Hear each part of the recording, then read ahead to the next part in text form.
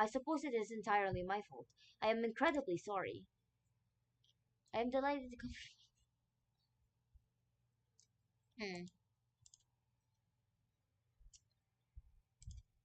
Unsure of why you're reassuring this mystery man who just wrecked your car, you just give an awkward shrug. It's alright? No, I must have done something wrong. A wire mix-up, perhaps, or a potent potentiometer. You're talking about your other mistakes, Sixer. Oh, right. Hey, look, it's fine, alright? Sure, there's a dent in the hood from the shack's signage, and a crack in the windshield that looks like an ominous triangle, but I'm sure she'll run. Still run. An ominous triangle, you say? Magnet gun. You try to start up the car. It sputters, but ultimately, nothing happens. You feel like crying. Oh, well, let's call a tow truck for this unfortunate soul here and forget. I'll take care of it. You're right. It is cheaper to tow it yourself, Sixer. Get that magnet gun out again. No, Stanley, I'm going to fix this. Ha! You fix this mess? I figure out a few alien vehicles in my time. Nah, you kidding me? It could. It'll take some time. Some what? What the fuck? Some sort of miracle worker to bring this baby back to life. And this miracle worker is on vacation. Stanley, a moment. For then Stanley turn away, and you're left to your thoughts. Who could anticipate a car accident like this in the middle of a road trip? You can take care of the car, but how are you going to get home? They run a, they run buses out here, right? So you take a bus out of here, and then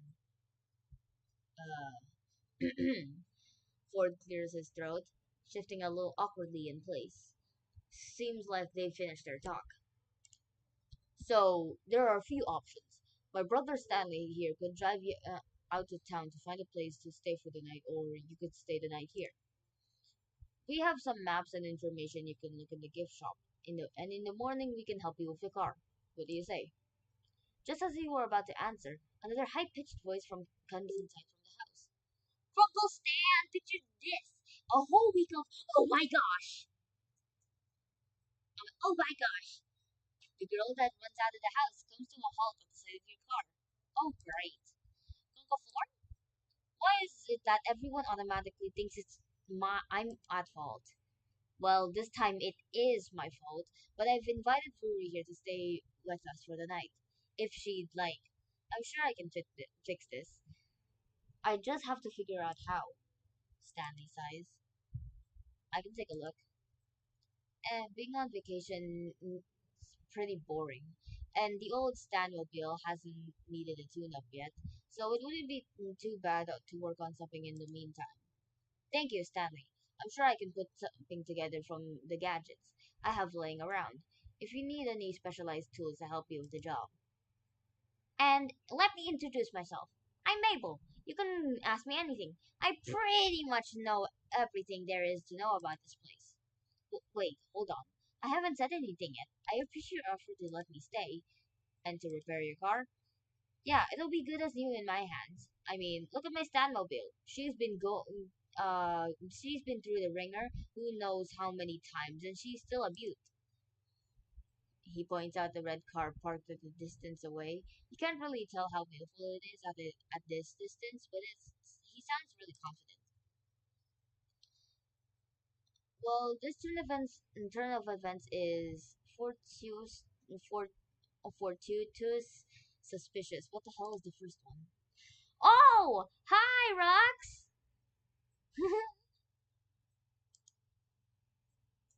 Hmm. Chad, do we think this is suspicious or fortuitous? Whatever that word is. Chat, is this suspicious?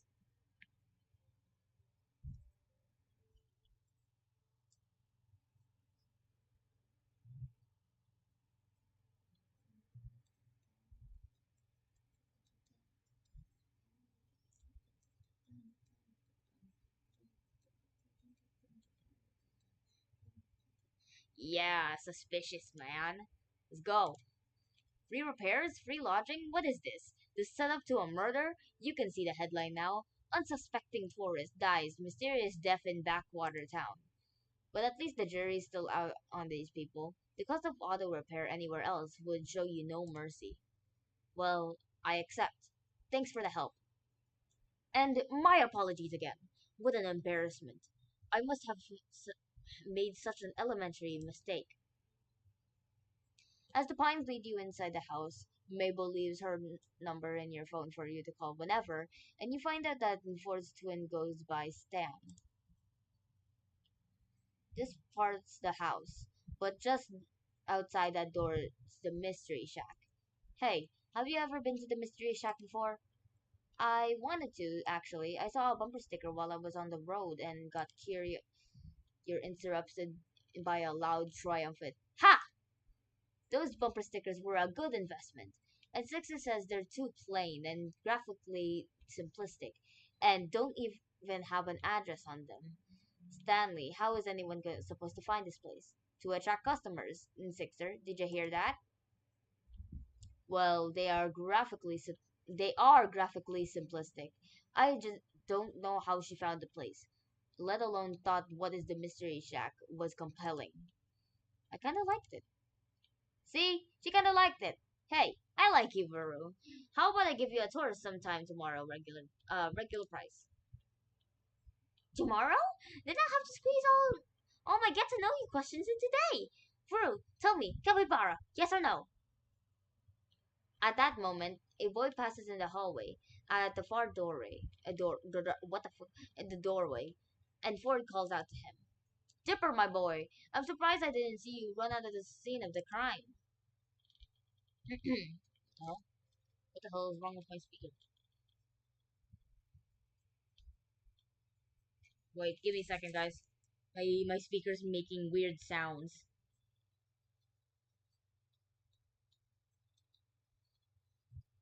Damn, I need to clean this laptop. It's vibrating legit. I need to get I need to get this laptop cleaned, or else it's gonna explode on me.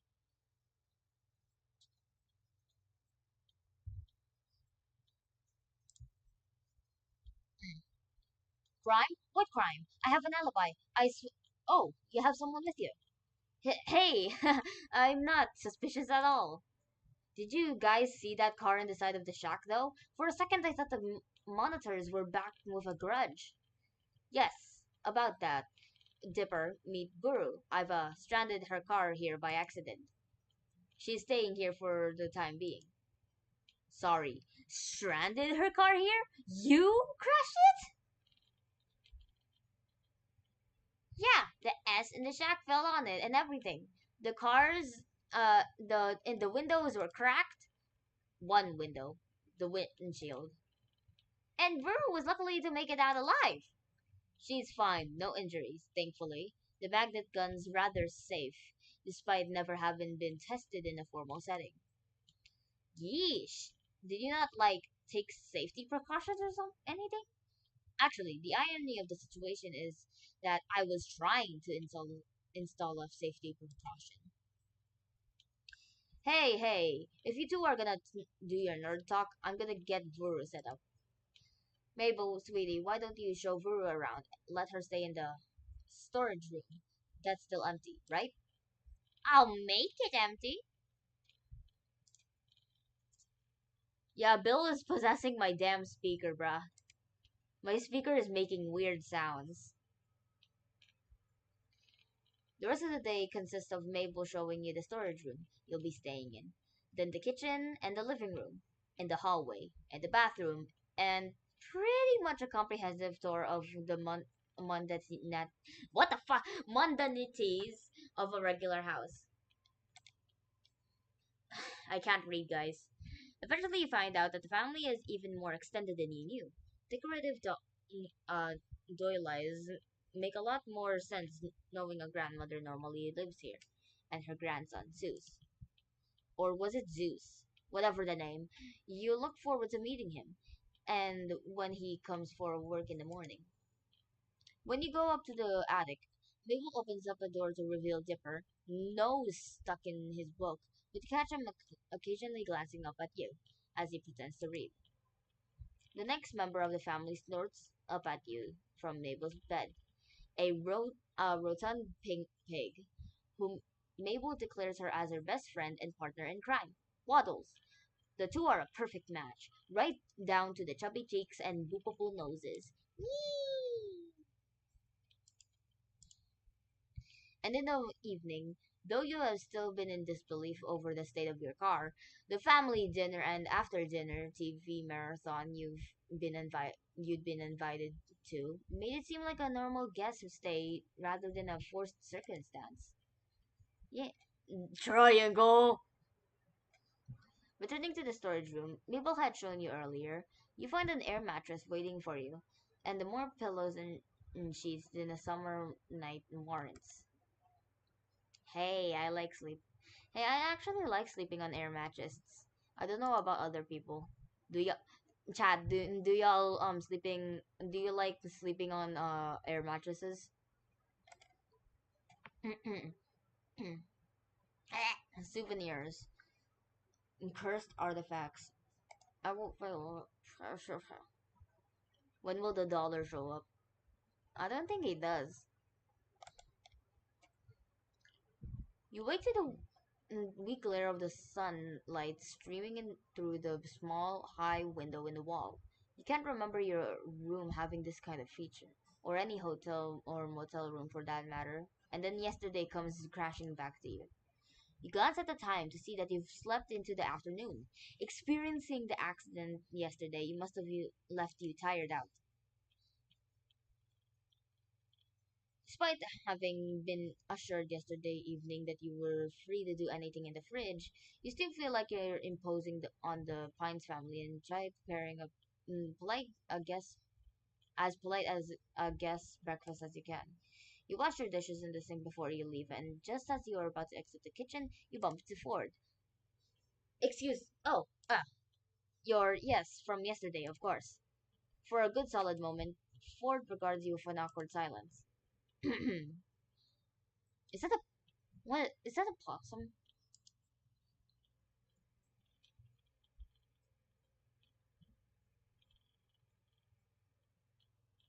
Oh yeah, when you like go swimming and then when you sleep on an air mattress, it still feels like you're on the water. It's relatable. Rocks. Awkward silence. Awkward silence ensues. Ford clears his throat. I believe Stanley taking a look at your car outs is taking a look at your car outside. If you want to be there for it, give a nod and make to leave for real this time. When Ford speaks up again. And Furu, I'm sorry again for the accident. If I'd been smarter about, well, let's just say it's entirely my fault, and you shouldn't worry about this at all. When it comes down to it, Stanley does have a knack for cars. I predict you'll be back on the road in a matter of weeks. Weeks. You can't keep the dismay off your face, and can't really bring yourself to try to either. And what am I going to do with weeks? Ford, who'd gone kind of uncomfortable and closed off when your face fell, recovers at the prospect of a question he can answer. Well, there's the town tutor, of course, and the mystery sack. But if you ask me, all that pales in comparison to. Hold on, do you hear that? What do you mean? Ford turns to the kitchen doorway to investigate. Sounds like the sound comes again, and this time you hear it as well. The squeal of a pig, followed by a pair of quick footsteps running down the stairs. Waddles tumbles past the open kitchen doorway, and Mabel comes into view soon after, a few sheets of paper clutched in hand. Ford steps out quickly out of the kitchen, and you follow to the doorway, getting there just in time to see a apparent tug of war between Mabel and her pig over a saliva-covered sheet of paper.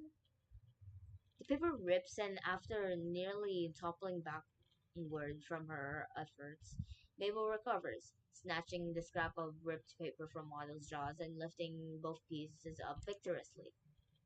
Ha ha! Mabel wins again! And now I gotta find Grunkle Ford. Ford, who had run forward and held out a hand to steady his energetic child when she'd been in a danger of toppling over. Now finds a number of crumpled sheets of paper shoved into his hands. Mabel tugs urgently at his coat.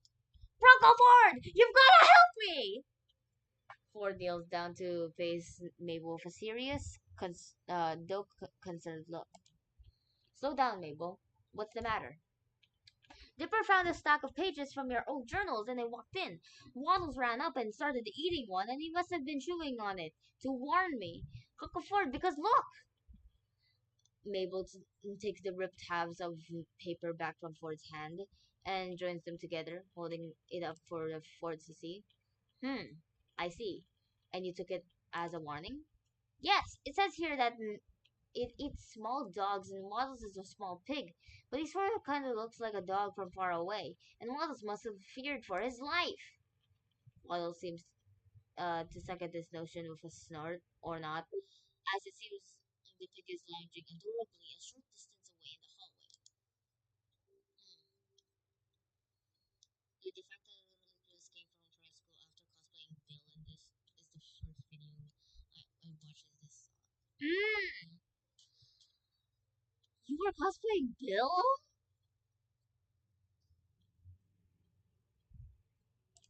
That's totally. The cosplay is awesome.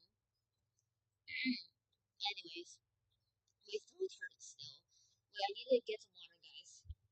My throat hurts because I was doing swimming lessons earlier at school.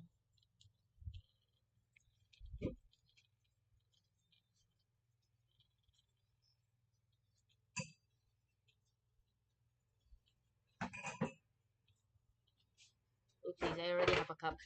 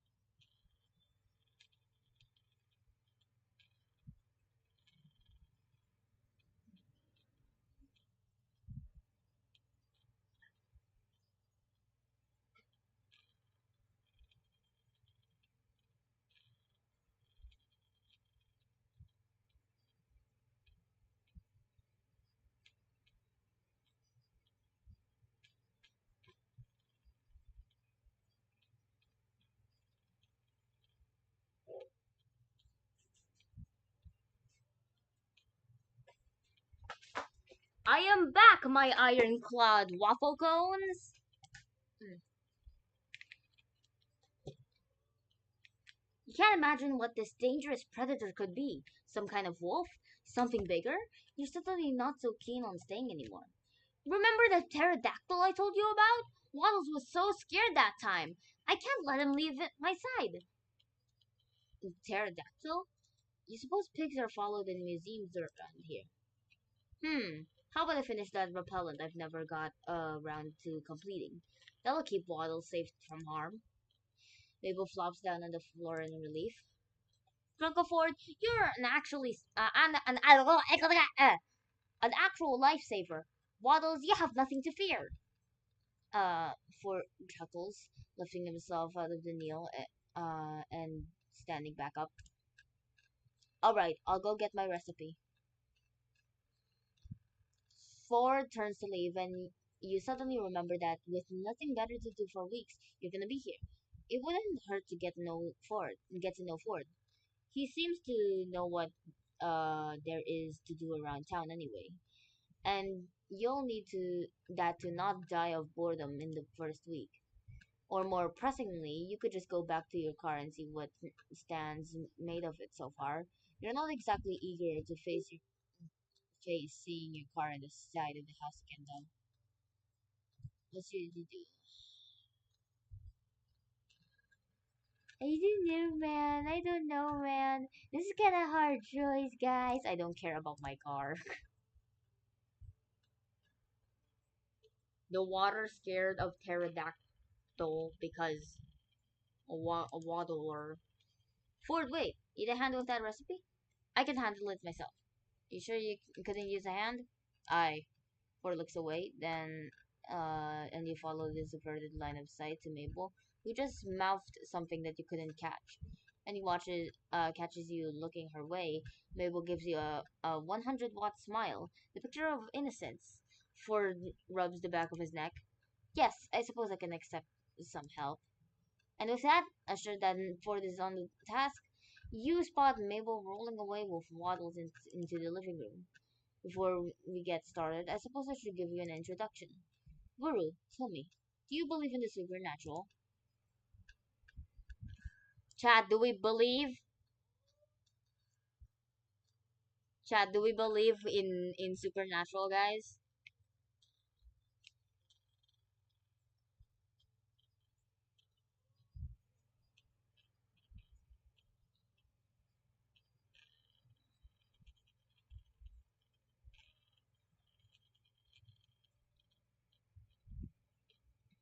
Yes, we believe in the supernatural, guys.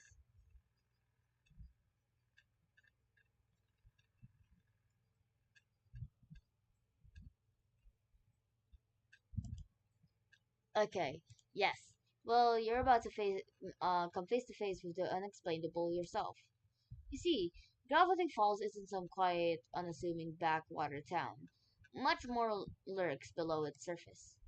Ford pockets the crumpled journal papers and gestures for you to join him as he walks.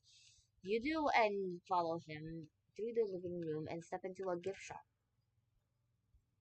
gift shop. For example, you must have heard Mabel mention a pterodactyl. Most would say none exist in the living world today, but I say not if you know where to look. Ford reaches under the cashier counter and retrieves a packet of vintage-looking gum, inspecting it for a moment before slipping it into his pocket, looking around in thought. Hold on my until my explanation for a moment. I need to retrieve some more supplies. Ford ushers you to the gift shop entrance so that you can find yourself outside of the shack, then shuts the door behind you. Okay. Okay, guys, do we respect Ford's privacy or do we look into the window?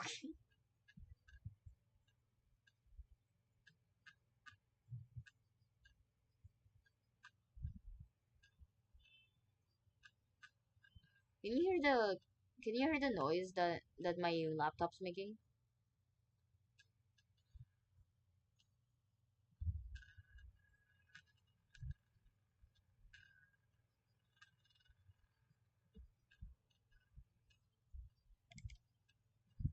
Be a permanent spy on him.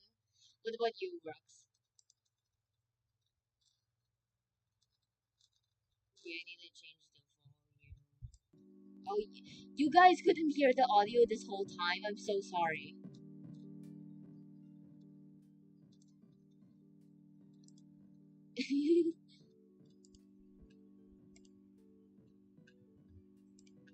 Oh damn! I need to charge my laptop. Wait. Give me a second. If I don't charge my laptop, my laptop's gonna die on the stream. Damn it! The towels fell down.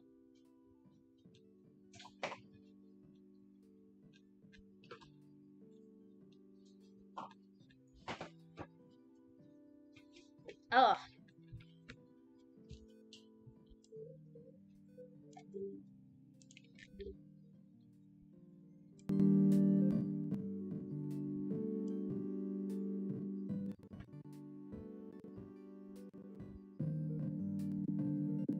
And then the lag starts. Am I lagging, guys? Is my voice lagging?